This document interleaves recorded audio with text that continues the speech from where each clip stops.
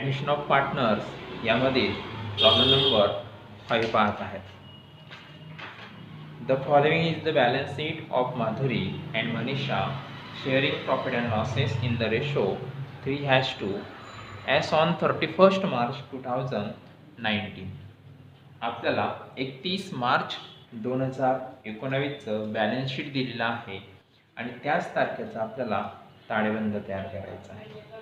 दिलेल्या माहितीवरून आपल्याला रिव्हॅल्युएशन अकाउंट तयार करायचं आहे, पार्टनर्स कॅपिटल अकाउंट तयार करायचं आहे आणि बॅलन्स शीट तयार करायचं आहे न्यू फॉर्ममध्ये.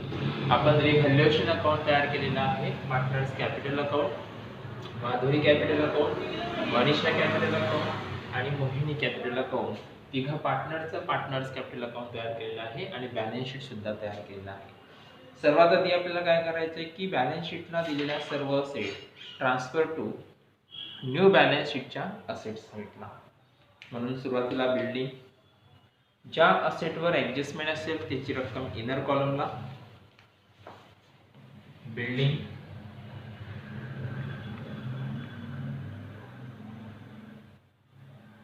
$72,000. त्यानंतर प्लांट अँड मशिनरी,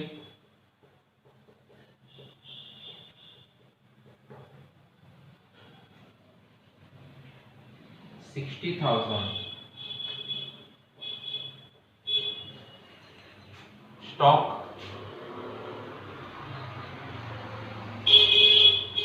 $48,000. आउटरला ॲडजस्टमेंट नाही आहे. नंतर डेबिटर्स,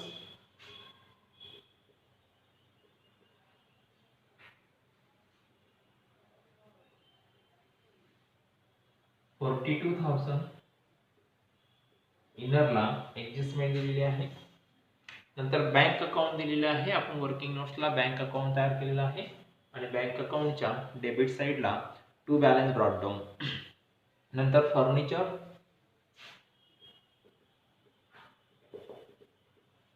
आपल्याला 10,000 दिलेलं आहे, ते सुद्धा आउटरला जाईल, ॲडजस्टमेंट नाही आहे. त्यानंतर बॅलन्स शीटच्या लायबिलिटी साईडला आपल्याला कॅपिटल अकाउंट माधुरी मनीषा दिलेला आहे. माधुरीचं 80,000 आपण कॅपिटल अकाउंट तयार केलेलं आहे. त्यांच्या क्रेडिट साईडला by balance brought down Madhuri 80,000 आणि मनीषा 1,00,000 रुपीज. त्यानंतर आपल्याला सन्ड्री क्रेडिटर आणि बिल्स पेबल दिलेले आहेत. Third party liabilities transfer to balance sheet of liabilities side. Sundry creditors,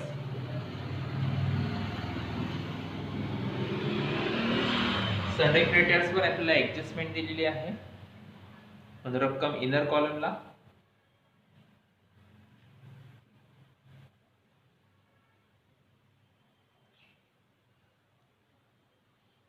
$60,000. त्यानंतर बिल्स पेबल दिलेले आहेत.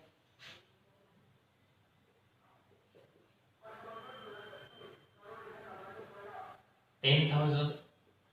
एकंदरीत आपण सर्व लायबिलिटीज आणि सर्व असेट ट्रान्सफर केलेले आहेत. त्यानंतर आता आपल्याला ॲडजस्टमेंट सोडवायचे आहेत. फर्स्ट ॲडजस्टमेंट बघा.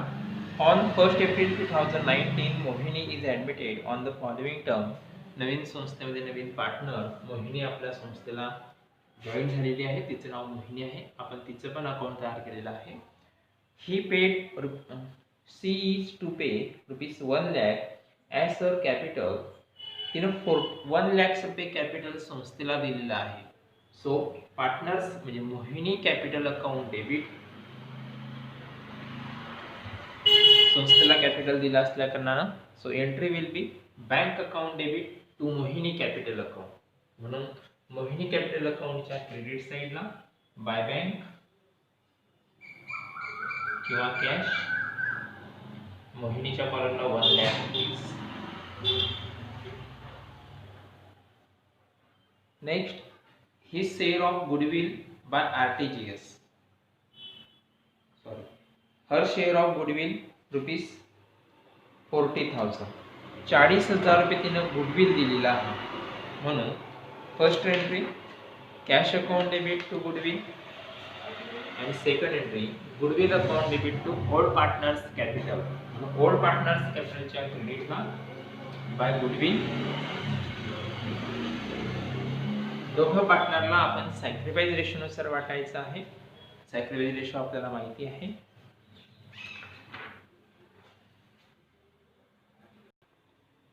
एक्झाम्पल मध्ये सॅक्रिफाईस रेशो हा एकास एक आहे, म्हणून गुडविल 40,000 जी आहे ती माधुरीला 20,000 आणि मनीषाला 20,000. So entry will be goodwill account debit to Manisha capital account to Madhuri capital account.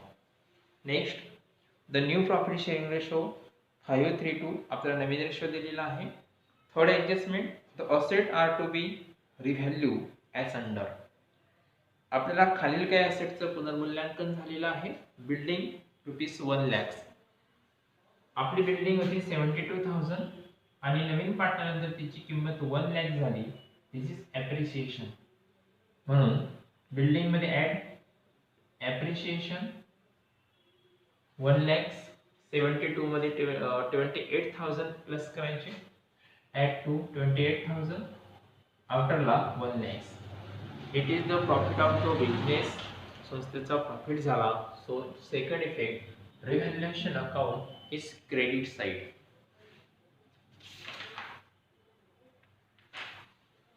By building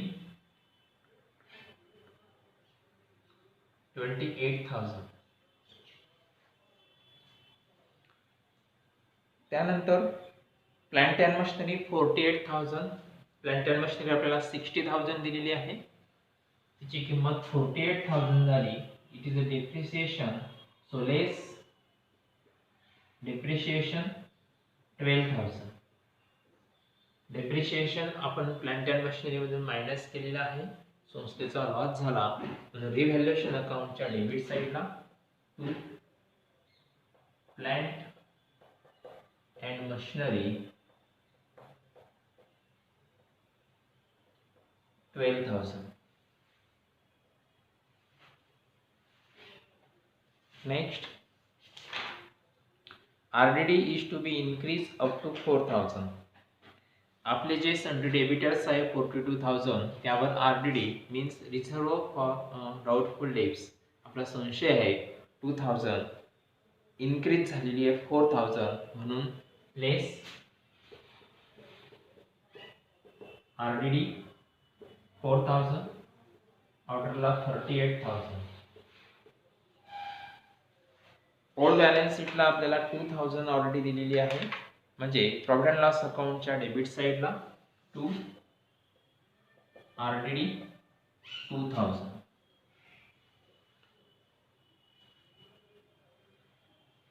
त्यानंतर नेक्स्ट ॲडजस्टमेंट आहे the old partner decided to retain half the amount of goodwill in the business. The old partner decided. Old पार्टनरनं असं ठरवलं की half the amount goodwill in the business. Half amount हे बिझनेसमध्ये ठेवण्याचं ठरवलं म्हणजे विड्रॉन बाय ओल्ड पार्टनर्स.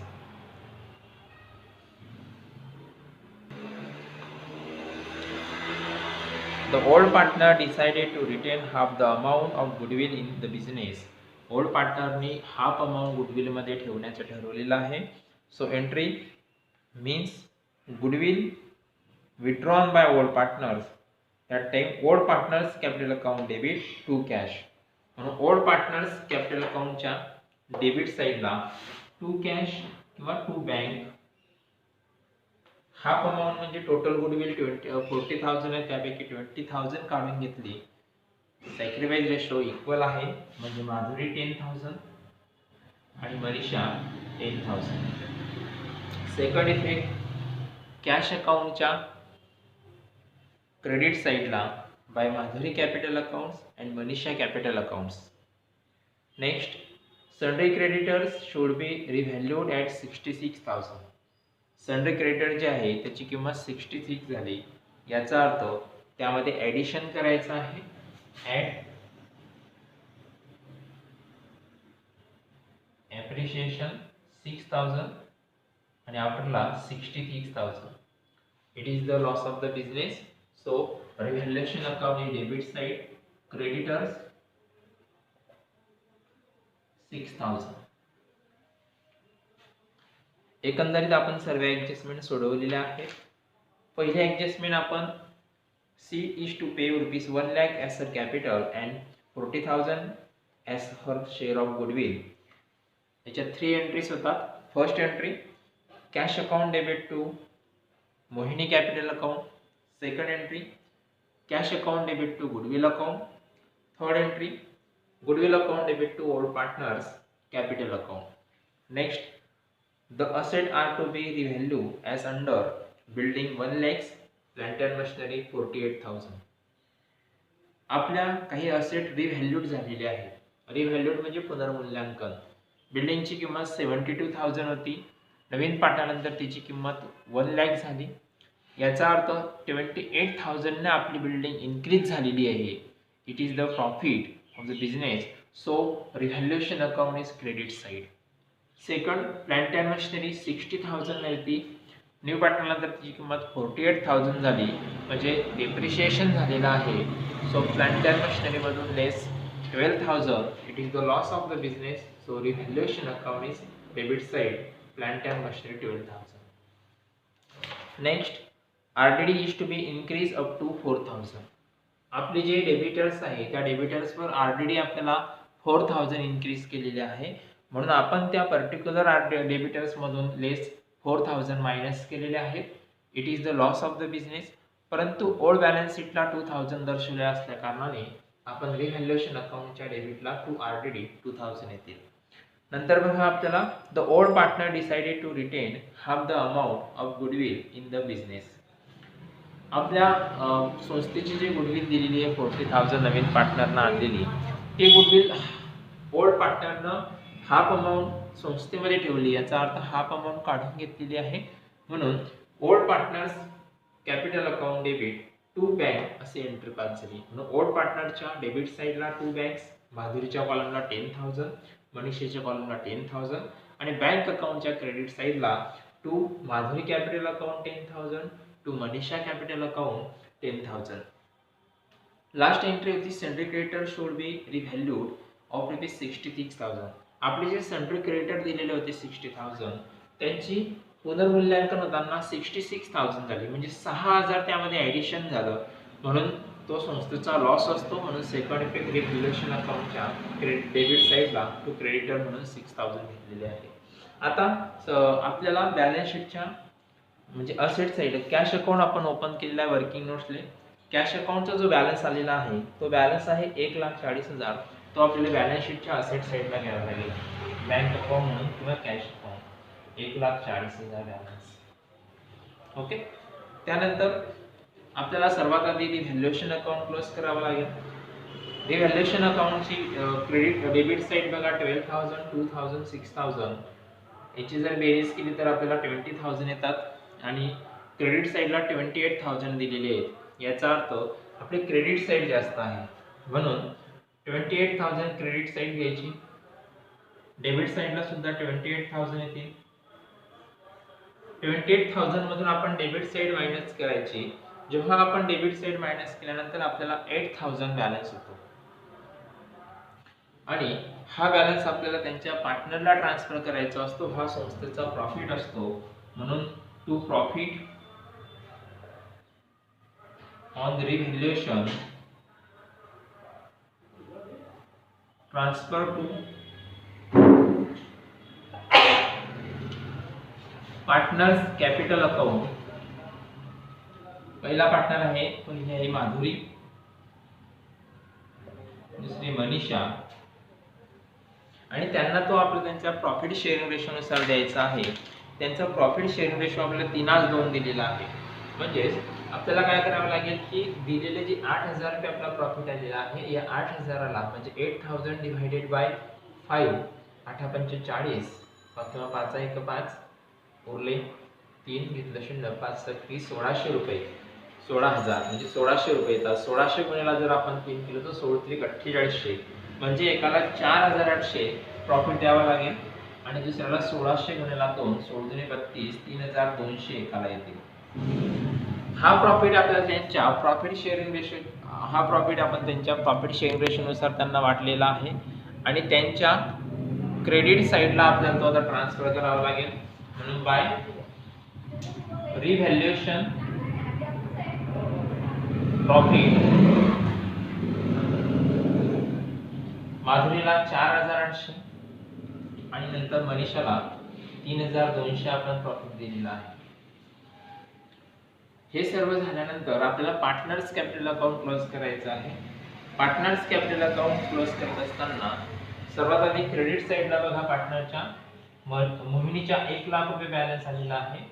डेबिटला बॅलन्स नाही, म्हणजे 1 लाख रुपये डेबिटला बॅलन्स कमी पडतो आहे. मनीषाचे क्रेडिट साइड बघा, to balance brought down 1 lakh, bank काही नाही आहे, गुडविल 20,000 आहे, रिव्हॅल्युएशन प्रॉफिट 3,200 आहे.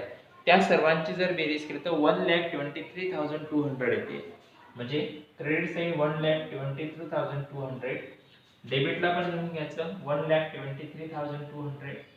त्यामधून डेबिट साइड आपण जर 10,000 मायनस केली तर बॅलन्स येतो आहे 1,13,200. 1,13,200. माधुरीची क्रेडिट साइड कॅपिटल बॅलन्स आहे 80,000, गुडविल 20,000, रिव्हॅल्युएशन प्रॉफिट आहे 4,800. त्या सर्वांची जर आपण बेरीज केली तर त्याची बेरीज येते 1,04,800. 1,04,800. डेबिटला पण 1,04,800. त्यामधून आपण टू बँक जो दिलेला आहे 10,000 ते मायनस केल्यानंतर 94,800. 94,800. आणि ही जी बॅलन्सिंग फिगर आहे याला नाव द्यायचं to balance carried down. To balance carried down. आणि हा जो बॅलन्स असतो हा बॅलन्स आपला कॅपिटल बॅलन्स असल्या कारणाने बॅलन्स शीटच्या लायबिलिटीज साइडला हेडिंग द्यायचं कॅपिटल अकाउंट. माधुरी, मनीषा आणि मोहिनी. माधुरीचा बॅलन्स झालेला आहे 94,800. मनीषाचा बॅलन्स आलेला आहे 1,13,200 आणि मोहिनीचा बॅलन्स आलेला आहे 1 लाख. हे आपलं कॅपिटल आहे आणि तेव्हा आपल्याला आपलं बॅलन्स शीट टॅली होईल. बॅलन्स शीट टॅली करत असताना असेट साइडला बघा, बिल्डिंग दिलेली आहे 1 लाख, प्लांट अँड मशिनरी दिलेली आहे 48,000, स्टॉक 48,000, डेबिटर्स 38,000, फर्निचर 10,000 आणि बँक 1,40,000. इकडे कॅपिटल बॅलन्स दिलेले आहेत मोहिनी 94,800, मनीषाचा 1,30,200 आणि मोहिनी 1 लाख. सगळे क्रेडिटर आहे 66,000 आणि बिल्स पेबल दिलेले आहे 10,000. म्हणजेच आपलं बॅलन्स शीट 3,84,000 वर क्लोज होते. 3,84,000 वर आपले बॅलन्स शीट. लायबिलिटी साइड सुद्धा ते येते आहे आणि असेट साइड सुद्धा 3,84,000 वर आपलं क्लोज होते. अशा पद्धतीने आपण प्रॉब्लेम क्रमांक 5 सोडवला. धन्यवाद.